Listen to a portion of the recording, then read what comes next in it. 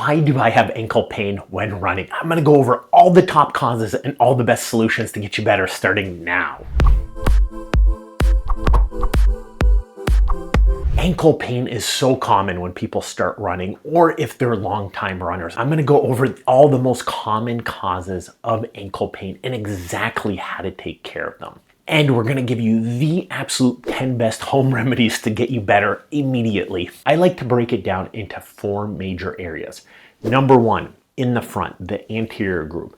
This is your tibialis anterior and your anterior group muscles, such as your extensor hallucis longus. Essentially, these are the muscles that lift up your foot. These get injured quite a bit because you're a little bit tighter in that hamstring, in that calf muscle.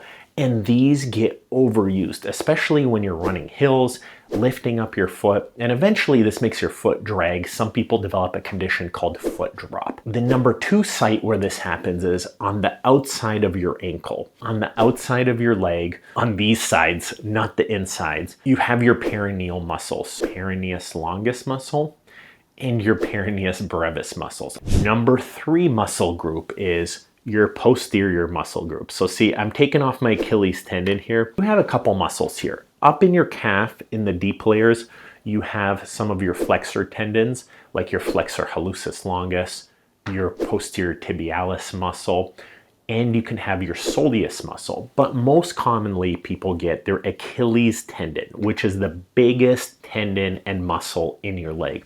You can have pain as it inserts, that's insertional Achilles tendonitis, and the actual calf can hurt.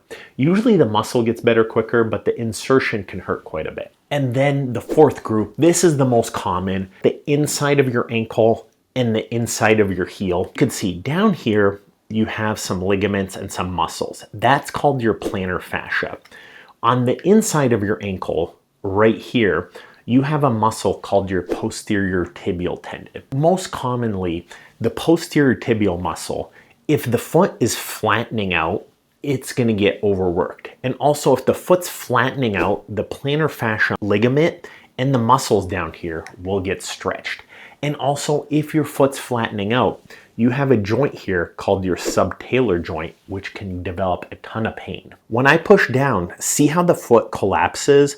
That stretches everything on the inside and that compresses the joint on the outside. So important to look at right here is your ankle joint only moves up and down. So it's not really your ankle, but see this joint right here? That's called your subtalar joint. This actually functions as doing the side to side motion. So your subtalar joint can hurt. If you're hurting and you can press right there, that's called subtalar joint pain. The most common out of the 4 groups, least common is the anterior muscle groups, but they certainly contribute. The peroneal muscle groups are second least common, but you can have subtalar joint pain and you can certainly have peroneal tendon pain. And then in the back, you can have Achilles tendon pain. Also, if your big toe joint, when you bend it up and it hurts in the back, that's flexor hallucis tendonitis. On the inside of your ankle, it's posterior tibial tendonitis, and also on the bottom, you have plantar fasciitis. So probably posterior tibial tendonitis, plantar fasciitis are the most common. In the back, the Achilles tendonitis, those back groups are next.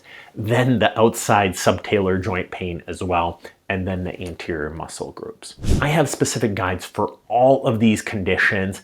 Check those down below. But now, there's going to be a link for the top 10 home treatments that you can start doing right now that will take care of all these problems all at once. It works extremely well, and it's things you can start doing at home. Check this out right